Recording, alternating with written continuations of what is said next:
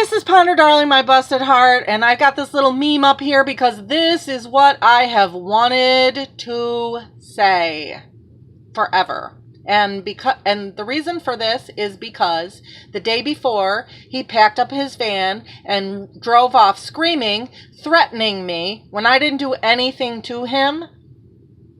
The day before that, he was walking around this medieval thing telling all his friends that I was his lady. He has this big thing about being a knight. And this is what I gotta say to that. A true knight never betrays his lady. So, next time he wants to wonder why he doesn't get knighted, yeah, I'm gonna have to talk to the king about that. Next time I see him, because, yeah.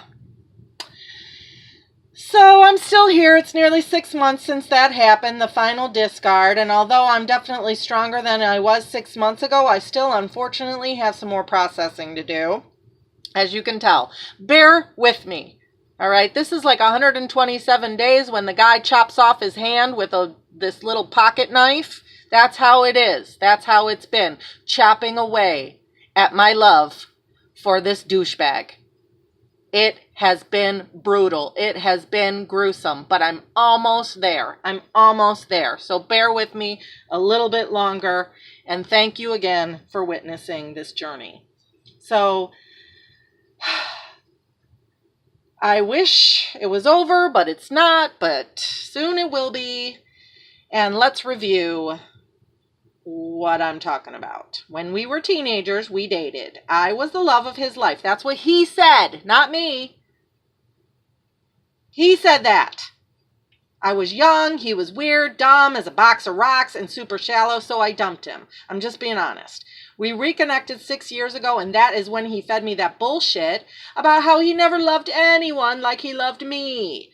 I made the mistake of believing what he said about himself, that he was honest, kind, and loyal. All lies. So I fell in love with him. I trusted him, and I believed that he was the one.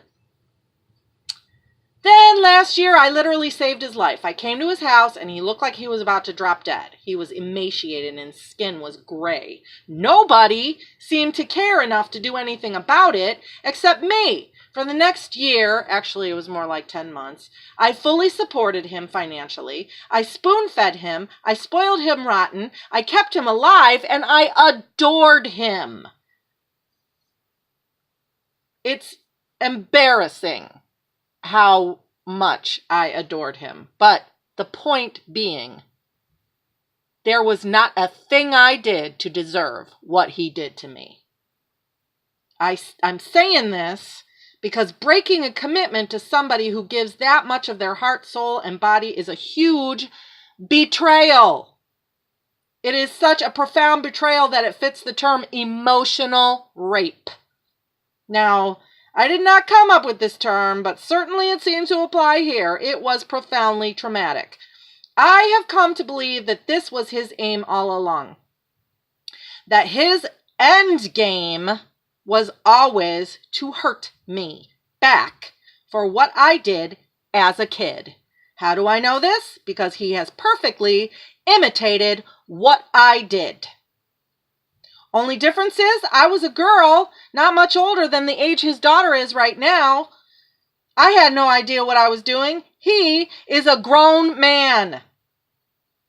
He's playing a petty little game of revenge like a little girl. But he's a grown man. It's pitiful and lame. Now, confession time. I wanted so badly to be wrong about this that I took down all my videos on my channel. I'm not proud of that, but I'm being honest. I broke no contact 1, 2, 3, 4 times, trying to give him an opportunity to say to me that this is not what he was doing. But guess what? He kept doing it.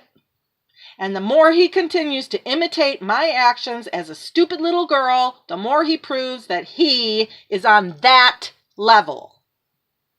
Because the thing is, healthy grown people talk about things. Even if it's, hey, I want to go be with that girl, you're just too old and I'm bored with you. or whatever. That's being mature, talking. Running away back to your childhood home like a little bitch. Lying about wanting to be with someone else, refusing to give an explanation to someone who saved your life. That is a pussy move, however you slice it. Anyone with any shred of logic in their brain can see this, but in the end, I'm not saying this to bitch per se. I'm saying it to explain why I'm putting up my videos again.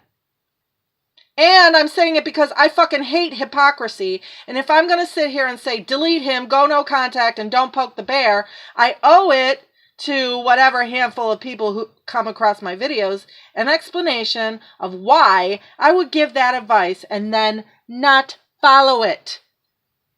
One thing I have always pointed out is that recovering from these subtle, abusive mind games takes some time and work.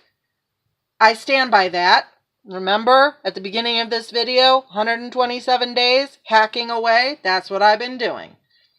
But I also need to admit that up until very recently, if he had called me and simply said, none of that is true, I would have actually believed him. And I would have gone back to him. It wouldn't have even had to be a huge grand Hoover. All he would have had to do was just give me a call and be like, hey, I didn't do those things. I was just taking a break or whatevs. But nope. He's doing what I think he's doing. He's taking revenge on me. So, the truth is, the reason I wanted him to call me and tell me none of it was true is because the reality of who he really is so shocking and appalling that it's hard to face. And just like someone who dissociates from a trauma and has to work at remembering it, I have had to work at facing the truth.